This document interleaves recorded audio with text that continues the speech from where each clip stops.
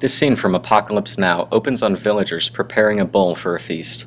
The camera switches over to show as Captain Willard rises from beneath the surface of the water. The music in the background is growing louder and louder, building the tension of the scene. The camera jumps to show the bowl once more, and then it jumps to show us a silhouetted figure standing in the doorway of the temple. The camera then returns to allow us to see Willard sitting at the base of the temple, with the villagers in the background, waving around torches, awaiting that night's festivities. The producers chose to shoot this at a longer angle so that we could not only see Willard, or just the villagers, but we could see the entire scene, the entire setting, contributing to the madness of the movie.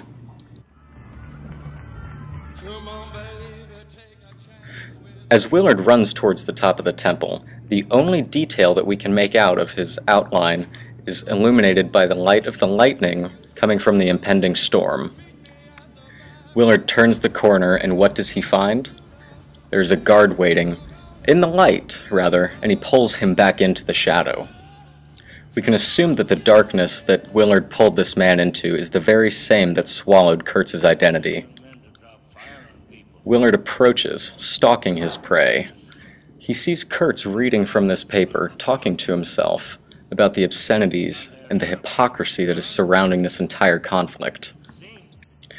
We see Willard's face grow darker and darker as he walks towards the shadows. As Kurtz turns around, he sees a shadow, a figure. He does not see Willard immediately, he sees the darkness that is inside of him. As the villagers go to work slaughtering their bull, so does Willard go to work with the slaughter of Kurtz, not even regarding him as human.